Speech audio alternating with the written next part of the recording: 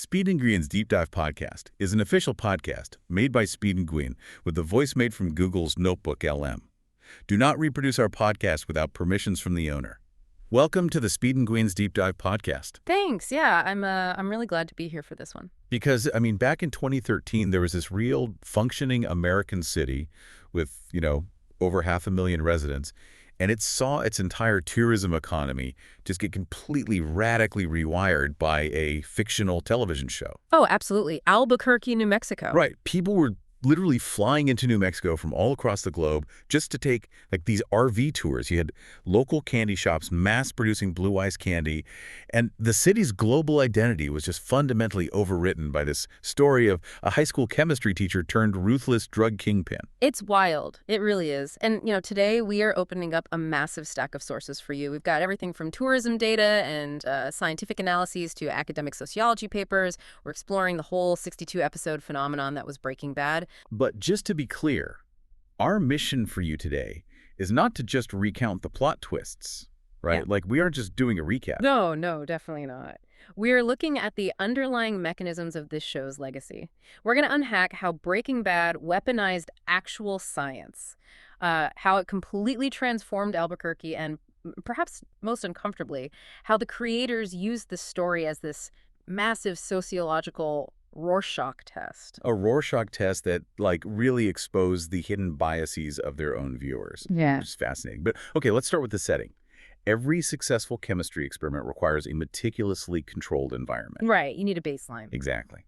And to understand this show, we have to start with its physical foundation. Yeah. Which is funny because the pilot script was originally set in Riverside, California. Yeah, but financial incentives actually drove the production to New Mexico. They were chasing those studio tax rebates, Ah, the classic Hollywood pivot. Right, but then series creator Vince Gilligan realized that Albuquerque offered something much more vital than just cost savings. It had this unprecedented visual scale.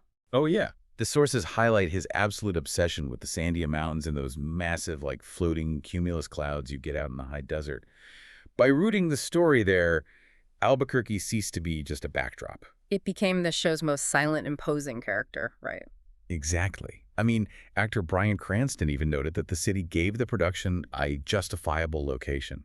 It wasn't just another recycled backlot in Los Angeles or, New York. It felt frontier-like, which is so crucial for a story about a man operating completely outside the boundaries of civilization. And the real-world impact was just immediate. You had actors becoming local fixtures at restaurants like El Pinto and Flying Star.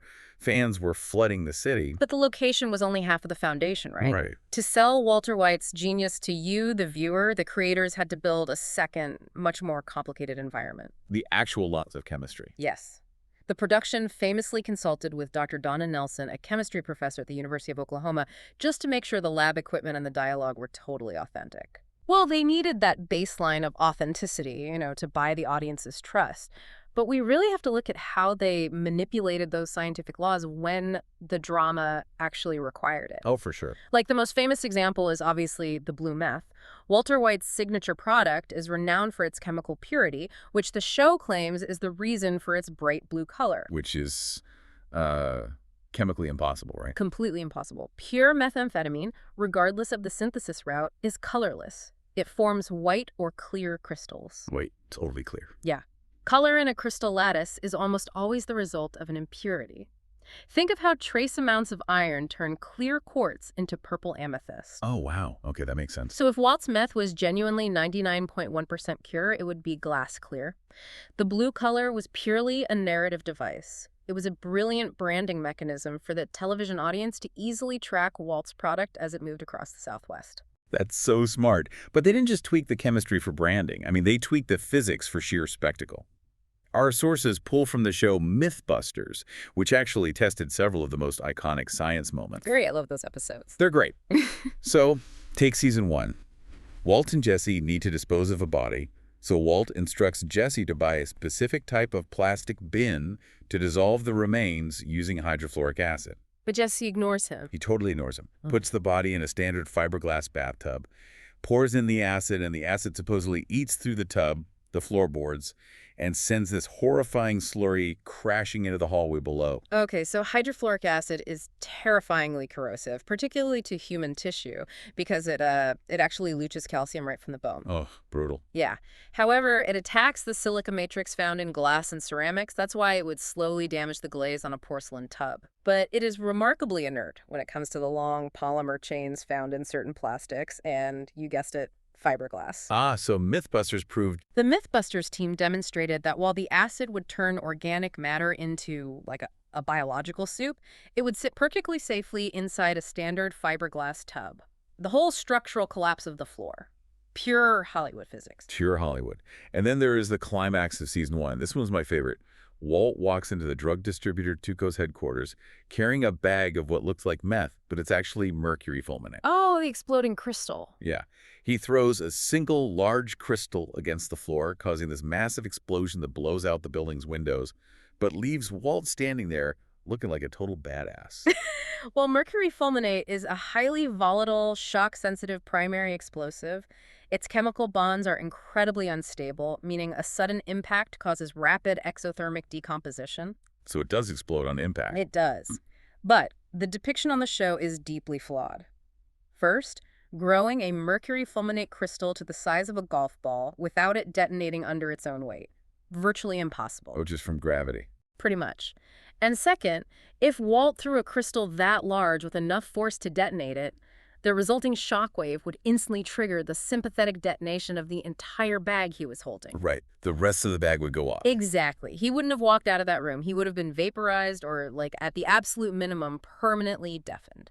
I look at the show's use of science, like a master chef, using incredibly authentic organic ingredients, but cooking them in a magical oven. That's a good way to put it. You know, like the show uses real terminology, Erlenmeyer flasks, methylamine, chirality, but bends the outcomes. Yeah. So let me ask you, as someone analyzing media, does knowing the science was myth-busted break the illusion for you? Does it prove that 100% realism just makes for boring television? I think it proves that narrative tension must always supersede mechanical reality in fiction. How so? Well, if Walter White dies in episode 6 because a realistic sympathetic detonation of mercury fulminate blows his arms off, the story is over. True. Very short show. Right. The authentic scientific jargon operates as a psychological anchor for the audience. Once the show establishes that Walt understands the world on a molecular level better than anyone else in the room, we grant the writers the permission to stretch the boundaries of physics.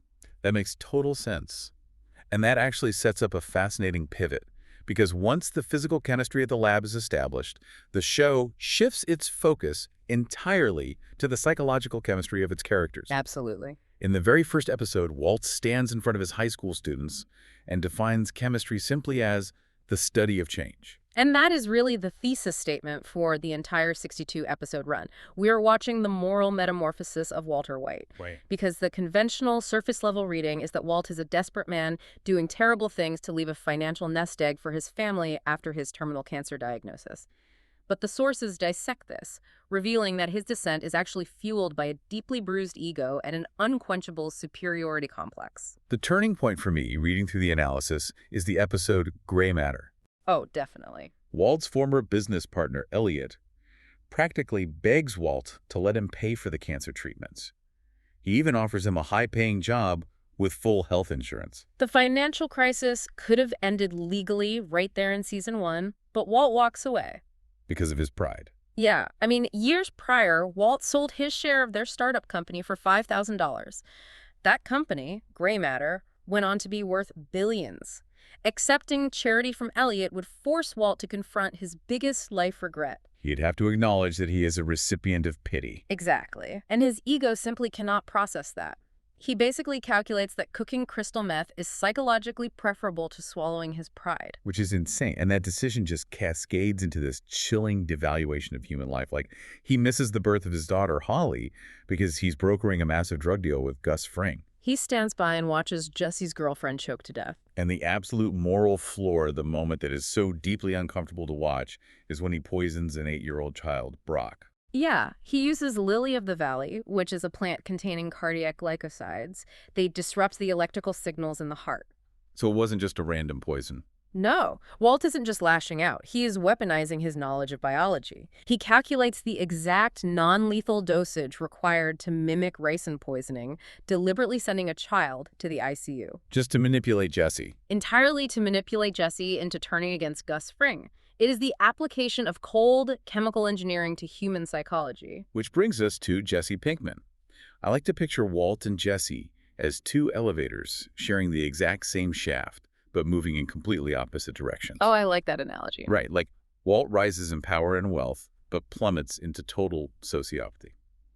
Jesse starts out at the bottom. He's a selfish, low-level street dealer with no ambition. But as he gets dragged upward into this massive cartel world, his moral awareness skyrockets. And the tragedy of Jesse Pinkman is that his growing moral compass destroys his psychological well-being. He becomes a master cook, earning millions of dollars, but the blood money physically repulses him. He literally drives through suburban neighborhoods, tossing stacks of cash onto lawns. Just to rid himself of the guilt. He is deeply traumatized by having to shoot the cartel chemist Gail Bowitcher. He ends up enslaved, chained like a dog in a neo-Nazi meth lab. It's so dark. Yet, despite enduring unimaginable torture, Jesse remains the singular character in the criminal underworld who draws a hard line. He absolutely refuses to harm children. So we have this masterfully controlled environment on screen, but the most unpredictable chemical reaction didn't happen in the script. It happened in the living rooms of the people watching. Oh, yeah. The fan reaction. The academic sources in our stack dive heavily into how Breaking Bad functioned as a societal Rorschach test, exposing the hidden biases of its own audience. The audience reception is arguably the most heavily scrutinized aspect of the show's legacy in media studies, specifically the reaction to Skyler White, Walt's wife. It was intense. Very. Now, looking at this purely through a sociological lens, the vitriol directed at this character was unprecedented in modern television. You had viewers flocking to internet forums, calling her an annoying bitch wife, and creating entire campaigns of hatred against her simply because she wanted to stop her husband from dealing drugs. They complained that she broke up the fun. Right. And, we are imparting this sociological critique from our sources here impartially, but it is deeply jarring when you consider that Walter White was actively murdering people, blowing up nursing homes, and poisoning children. Yet a massive segment of the fan base decided his wife was the true villain of the show. It got so bad that the actress who played Skyler, Anna Gunn, wrote a powerful op-ed in the New York Times trying to make sense of the hatred. What did the media scholars make of it? Well, they analyzed this phenomenon and concluded that Skyler became a lightning rod for society's deep-seated discomfort with complex, non-subservient women. Skyler didn't quietly stand by and support her husband's criminal enterprise, nor did she crumble into a helpless victim. Right, she negotiated, she laundered money, she fought back. And she held up a mirror to Walt's hypocrisy. Because she refused to play the traditional compliant role, a vocal segment of the audience felt justified in tearing her apart. It's a fascinating look at gender bias, but the sources point out that the show also exposed a massive class divide in how we consume media, right?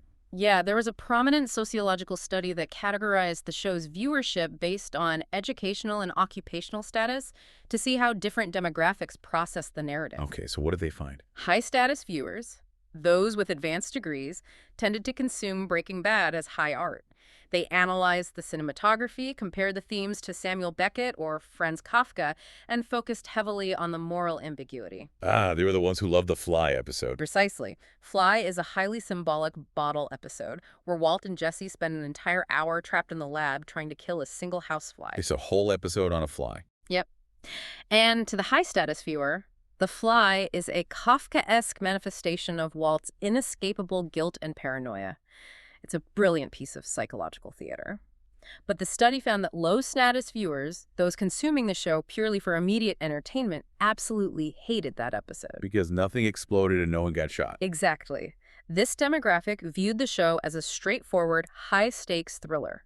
They applied a unilateral reading to the text, genuinely viewing Walter White as a hero protecting his family. Even after everything he did. They actively ignored his sociopathy because acknowledging his evil would complicate the thrill of the plot. Which introduces a term coined by the TV critic Emily Nussbaum, the bad fan. She described this specific type of viewer who would literally fast forward through the emotional drama, the family tension, and the psychological fallout just to get to the scenes where Walt orchestrates violent cartel shootouts or, whackings. Right, just skipping to the action. But I really want to push back on this concept. Is it actually fair for academics or TV critics to label someone a bad fan just for enjoying a thriller as a mindless thrill ride? Because there's a famous literary theory called the death of the author, which argues that once a creator puts a work into the world, their intent no longer matters. The audience owns it. So don't creators lose the right to dictate how people are allowed to enjoy their work? The death of the author by Roland Barthes is a foundational concept, but I think you are conflating ownership of interpretation with media literacy. Okay, how so? Nussbaum's argument isn't about gatekeeping fun, it's about identifying a breakdown in comprehension. When a viewer strips away the moral context of a tragedy to cheer for the violence, they're fundamentally misreading the text. I see. Breaking Bad is a cautionary tale about the corrosive nature of ego and evil. If you fast forward through the consequences just to watch the explosions, you are turning a devastating psychological portrait into a cheap action movie. So it's missing the point entirely. Exactly. It reveals a troubling societal willingness to excuse monstrous, destructive behavior as long as the perpetrator looks cool doing it. Okay, that clarifies it. It's the difference between studying the physics of a car crash to build safer vehicles versus standing on the side of the highway cheering for the destruction. That's a great analogy. And all of these volatile elements, the manipulated chemistry, the tragic character arcs, the wildly divided audience, had to be neutralized in the series finale. Oh, yes. The finale, titled Felina, drew over 10 million viewers. It is universally studied as a masterclass in narrative resolution. It's so good. The brilliance begins with the title itself. Felina is an anagram for finale, but far more importantly, it's a direct reference to the character Felina from the Marty Robbins song El Paso. Which is the song that plays in the tape deck of the snow-covered car Walt steals in New Hampshire to drive back to Albuquerque. You got it. And the song's narrative perfectly mirrors Walt's arc. El Paso is about a fugitive who commits a murder and flees, but his desire for closure and his obsession draw him back to the scene of his crimes, fully knowing it will lead to his death. Wow. Walt is a dying fugitive returning to tie off every single loose end his chemistry experiment created. And he does it with terrifying precision. Like, he doesn't use a gun to secure his remaining drug money for his son, Walt Jr. No, he uses psychological intimidation. Right. He breaks into the home of his former gray matter partners, Gretchen and Elliot, and manipulates them into setting up a blind trust. Then, he permanently takes care of the cartel liaison Lydia without ever being in the same room as her when she dies. This is where Walt's understanding of human predictability becomes lethal. Lydia is notoriously rigid. She meets at the same diner at the same time and always puts stevia in her chamomile tea. So specific. Walt simply replaces her specific stevia packet with ricin, a highly toxic protein derived from castor beans. It's an elegant, silent assassination that preys entirely on her routines. But the climax at the neo-Nazi compound is where the engineering and the drama just peak. Walt pulls up to the clubhouse, parks his car strategically, and uses a key fob to trigger an M16 machine gun hidden in his trunk. It is the ultimate application of his mechanical ingenuity. He rigged the M60 to a motorized pivoting turret built from a garage door opener, all mounted to a steel frame in the trunk. And when activated, The trunk pops open and the gun sweeps the room, firing through the walls of the clubhouse and wiping out Jack's gang. And guess what? The Mythbusters team actually tested this exact setup. no way. Did it work? They measured the recoil and the electrical triggering mechanism, and they deemed it completely plausible. The engineering holds up. That's incredible. And in the chaos of that gunfire, Jesse finally gets his revenge. He uses the very chains that bound him to strangle his tormentor, Todd. It's a brutal scene. It is. And then we get that incredible shot of Jesse crashing through the compound gates in Todd's El Camino. He is screaming, crying, laughing, this pure, visceral mix of agony and sudden freedom. It's a massive release of tension that directly sets up the sequel film, El Camino. But Walt doesn't leave. No. Walt catches a ricochet from his own machine gun rig. He's bleeding out. He wanders out of the clubhouse and down into the gang's state-of-the-art meth lab. Almost like he's going home. Exactly. In his final moments, he isn't thinking about his family. He walks through the lab, admiring the stainless steel equipment. He affectionately pats a chemical tank, leaving a bloody handprint, and collapses on the floor. He dies surrounded by the tools of his trade, just as the police sirens arrive. And over that final, sweeping crane shot, the song Baby Blue by the rock band Badfinger starts playing. I have to say, ending the entire 62-episode run with Baby Blue is one of the most brilliant musical cues in television history. It really is. When you actually listen to the lyrics, it plays like a twisted love song. Guess I got what I deserve, the special love I have for you, my baby blue. He's not singing to his wife. He's singing to the blue meth. It's the ultimate confirmation of his character's truth. Earlier in the finale, he finally drops the facade. He admits to Skyler that he didn't build his empire for his family. He tells her, I did it for me. I liked it. I was good at it. And I was alive. Wow. The blue meth was his true love, his masterpiece, and ultimately his legacy. So, synthesizing everything from our massive stack of sources today, what is the core takeaway of this deep dive for you? I'd say Breaking Bad used the vast frontier backdrop of Albuquerque and the thrilling mechanics of a crime drama to conduct a massive social experiment on human morality and audience complicity. It forced viewers to confront their own dark fascinations and their willingness to excuse monstrous behavior. And, it left a permanent structural mark on the television industry. When the creators spun off the prequel series, Better Call Saul, they fundamentally changed how they wrote their lead female character, Kim Wexler. Right, because of Skyler. Yes.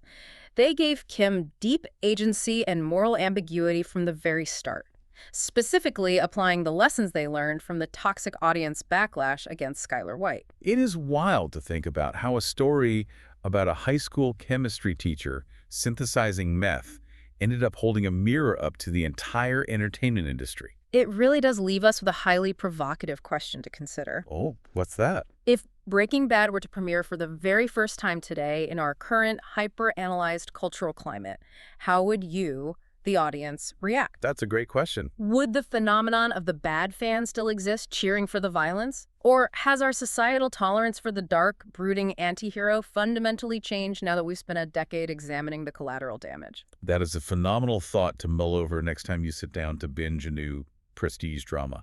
We've unpacked the science, the location, and the societal Rorschach test, but the murky waters of human morality are always shifting. See you again in the next episode of this podcast.